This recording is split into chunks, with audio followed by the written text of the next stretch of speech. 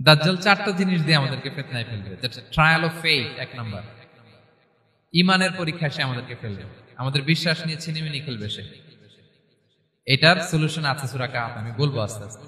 2 নম্বরে দাজ্জাল আমাদেরকে ফিতনায় ফেলবে দ্য ট্রায়াল অফ ওয়েলথ, সম্পদ দিয়ে সে আমাদেরকে ফিতনায় ফেলবে। 3 নম্বর দ্য ট্রায়াল অফ নলেজ, জ্ঞান দিয়ে সে আমাদেরকে ফিতনায় ফেলবে।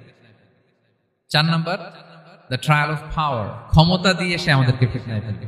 দাজ্জাল চারটা জিনিস দিয়ে আমাদেরকে পরীক্ষায় ফেলবে। কয়টা? 1 হচ্ছে ইমানি পরীক্ষা, 2 হচ্ছে সম্পদ দিয়ে পরীক্ষা, 3 হচ্ছে জ্ঞান দিয়ে পরীক্ষা, 4 হচ্ছে ক্ষমতা দিয়ে পরীক্ষা। সে ইমানের পরীক্ষায় আমাদেরকে ফেলবে। সে এসে বলবে আমি তোমার রব, এবং এটা প্রমাণ করার জন্য যা যা দরকার আল্লাহ তাআলা তাকে সব দিবেন। সে সব করতে পারবে। সে বলবে আমি তোমার রব। যদি বিশ্বাস না হয়, তোমার বাবাকে যদি জীবিত করে বিশ্বাস করবে? অনেকে বলবে হ্যাঁ আমার আব্বাকে জীবিত করে দেখান। তো তার বাবাকে ঠিকই সে জীবিত করে ফেলবে। আসলে শয়তান তার বাবার সূরত নিয়ে সামনে দাঁড়াবে।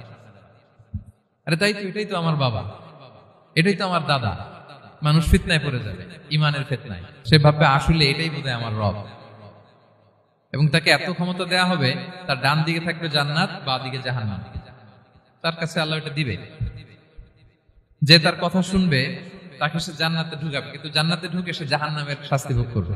এটা তার বাইরের মানুষ বুঝবে না, অ্যাপারেন্টলি এটা জান্নাত। আর যে তাকে মানবে না তাকে সে জাহান্নামে ফেলবে, কিন্তু জাহান্নামে ঢুকলেও সে জান্নাতের নাজ নেয়ামত ভোগ করবে। তাহলে এই যে ইমানের ফিতনায় সে ফেলে দিবে আমাদেরকে।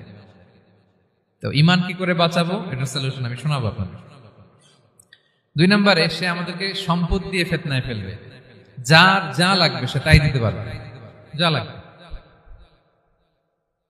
সে যদি আকাশকে বলে আকাশ বৃষ্টি দাও, যাকে তারা মানবে ওই এলাকায় বৃষ্টি হবে, সুজলা সুফলা শস্য শ্যামলা হবে সে সমস্ত এলাকা, ফল মূলে ভর্তি হবে, বরকত আর বরকত। আর যে এলাকার লোকেরা, জনপদের লোকেরা তাকে মানবে না, সে বলবে ওখানে বৃষ্টি হবে না, হবেও না। ওখানে খরা, দুর্ভিক্ষ, মাটি ফেটে চলছে, মানুষ না খেয়ে মরবে, মহামারী, দুর্ভিক্ষ দেখা দেবে। তখন বিশ্ববাসী মনে করবে এটাই বোধহয় আমাদের রব।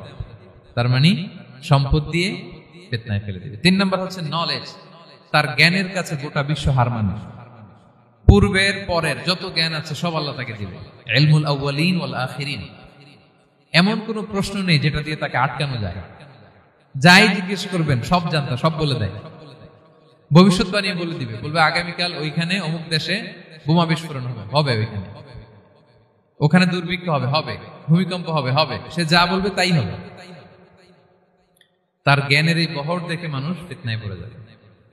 4 নম্বর হচ্ছে দ্য ট্রায়াল অফ পাওয়ার, ক্ষমতা। তার ক্ষমতার সামনে সবকিছু একেবারে ছিন্ন বিচ্ছিন্ন হয়ে যাবে, এত ক্ষমতা হবে তার।